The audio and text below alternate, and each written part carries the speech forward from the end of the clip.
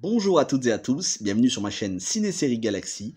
Aujourd'hui on se retrouve pour une nouvelle vidéo de news concernant les adaptations de jeux vidéo en film et en série. Pour ceux qui ne connaissent pas la chaîne, sachez que ma chaîne est spécialisée dans ce domaine. Faire découvrir ou redécouvrir et de donner des secondes chances à ces films et à ces séries qui sont trop souvent décriées injustement. Quoi qu'il en soit, donc vous pouvez retrouver des dizaines d'adaptations de jeux vidéo que j'ai traitées en entier, mais aussi depuis peu des vidéos de news concernant les adaptations de jeux vidéo en film ou en série en développement.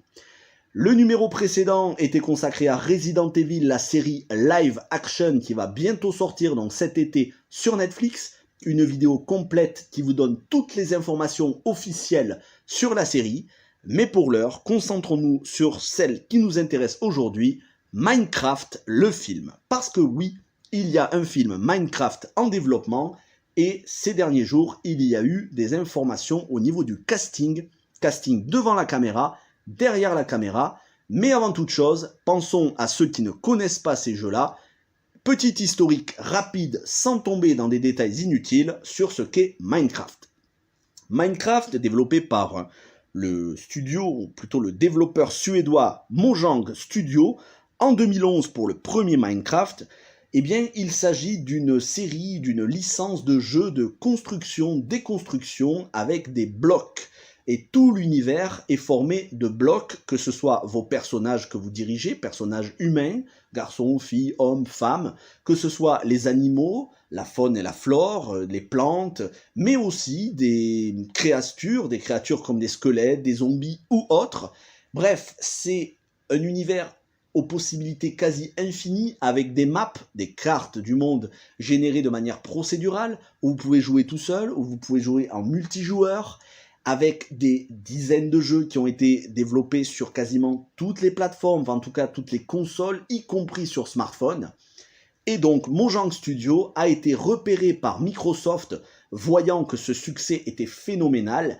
Et en 2014, Microsoft ont décidé de racheter, bien évidemment avec leur accord, ont décidé de racheter Mojang Studio pour la bagatelle somme de 2,5 milliards de dollars. Mais en même temps, qu'est-ce que 2,5 milliards de dollars pour Microsoft lorsqu'ils sont capables de sortir 68 millions pour Blizzard Activision, 68 milliards plutôt, 68 milliards de dollars pour Blizzard Activision, donc voilà, 2 milliards et demi de dollars en 2014, c'était pas énorme, ils ont fait énormément de rachats, et donc aujourd'hui, cette licence appartient à Microsoft. Il faut savoir que au cinéma, c'est la Warner qui va développer le film, et ce film, il est en développement depuis près de 10 ans maintenant, justement en 2014, donc 8 ans exactement, et il devrait sortir l'année prochaine, ça fera 9 ans après l'annonce de son développement. Il est tombé dans les mains d'énormément de réalisateurs, scénaristes, bref, l'enfer du développement pour les films, mais ça y est, enfin, la première news concernant le casting et le réalisateur a priori définitif, mais on peut jamais être sûr de rien tant qu'on n'a pas vu le film, mais les premières news sont tombées il y a quelques jours, et ce sera un film en live action, avec Jason Momoa, alias Khal Drogo, dans Game of Thrones, et bien évidemment Aquaman, Jason Momoa dans le rôle principal en live action, réalisé par Jared Hess. Alors, si vous vous demandez qui est Jared Hess, c'est un réalisateur qui n'est pas très connu, mais qui a fait plusieurs épisodes de la série The Last Man on Earth, que je n'ai pas vu, donc je ne pourrais pas vous en parler. Mais il se pose une question. Comment faire un film en live action, avec un vrai acteur donc, sur un univers composé de blocs qui ressemblent à des Lego. C'est pas exactement des Lego, mais ça y ressemble. C'est là toute la curiosité de ce film, et pour l'instant, on n'a aucune idée de ce à quoi ça va ressembler. On sait juste que le synopsis est tombé, le synopsis officiel, et voici ce synopsis. Le maléfique dragon de l'Ender se lance dans une folie destructrice, poussant une jeune fille et son groupe d'aventuriers hors du commun, à partir à l'aventure pour sauver le monde. Quelle place occupera Jason Momoa, le rôle principal? De qui sera-t-il accompagné? On ne le sait pas encore. À quoi va ressembler le film? Pour quel budget? Quand sortira-t-il exactement? Autant d'infos que pour l'instant nous n'avons pas. Tout ce que je viens de vous dire là est officiel, et donc tout le reste n'est que spéculation. sachez que quand ça tombera, bien évidemment, je ferai une vidéo qui regroupera le tout. Mais pour ne pas vous laisser sur votre faim, je vais quand même vous parler d'une autre adaptation de jeu vidéo, cette fois-ci aussi en film, qui est en développement. Il s'agit d'une licence que j'affectionne tout particulièrement, Streets of Rage, développé par Sega, sorti pour les 3 premiers opus sur la Mega Drive et pour le 4e opus sur les consoles récentes. Les 3 premiers opus ont commencé à sortir à partir de 1991, le dernier opus en 2020. On y jouait Axel, Blaze ou Adam lors du premier opus, arpentant les rues pour combattre le syndicat du crime. Après, il y a eu pas mal de suites au niveau du scénario, ça se suivait, certains personnages que l'on retrouvait, d'autres pas. Et j'avais tellement hâte qu'on annonce un jour une adaptation en film, parce qu'il y a un potentiel monstrueux, et c'est Derek Kolstad, le scénariste de John Wick, qui va s'en occuper. On ne pouvait pas rêver mieux pour un film qui lorgne sur la baston, le bon beat'em all des années 90, en espérant qu'on reprendra le thème musical de Yuzo Koshiro, qui est juste magnifique et que je vous conseille vraiment d'écouter sur YouTube. Il y a certains artistes au synthétiseur qui en ont fait des reprises absolument magnifiques. Mais nous n'avons pas d'autres renseignements à l'heure actuelle, donc je terminerai là-dessus.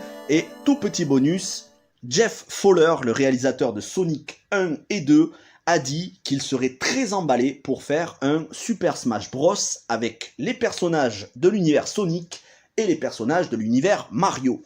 Il a prouvé son savoir-faire avec les 2 films Sonic qui sont 2 réussites, à la fois artistiques, publiques et commerciales. Ceci dit, pour faire un Super Smash Bros, pour utiliser les personnages de l'univers Mario, il faut l'autorisation de Nintendo, et ça, c'est pas une mince affaire quand on connaît un petit peu l'obsession de contrôle de Nintendo pour ses licences jusque dans les moindres détails, parfois à mettre des bâtons dans les roues des joueurs juste pour avoir mis du gameplay sur leur chaîne YouTube. Donc on n'est pas prêt de voir ce projet arriver un jour. En tout cas, quoi qu'il en soit, ça serait tellement hypant. Imaginez un film avec le Sonic, Tails et Knuckles des films qui se confrontent à un Mario, du Mario qui devrait sortir normalement en cette fin d'année. D'ailleurs, le casting vocal du film Mario est tombé il y a quelques mois et je vous en parlerai dans quelques temps. D'ici la fin d'année, quand ça va approcher, il y aura plus d'infos. Imaginez un mix entre les deux, ce serait un fantasme. Après tout, on a eu un mix de tous les Spider-Man, ça a cartonné. Pourquoi on n'aurait pas un mix de tous les personnages des années, des licences phares des années 90 ? Je pense que ça ferait fureur au niveau mondial. Il y a en tout cas quelque chose à réfléchir, ne serait-ce qu'au niveau business pour Sega et Nintendo. Voilà pour cette petite vidéo de news et je reviens vers vous très vite avec beaucoup d'autres news. Sachez qu'il y a un film Tetris en préparation dont on a pas mal d'infos, y compris au casting. Idem pour le film Borderlands et beaucoup d'autres, mais ce sera pour des prochains numéros. Donc n'hésitez pas à liker, vous abonner et partager cette vidéo. Je remercie encore une fois tous les abonnés qui soutiennent la chaîne depuis le début, puisque récemment on a dépassé les 1K, on a dépassé les 1000 abonnés. Merci du fond du cœur, portez-vous bien et ciao tout le monde.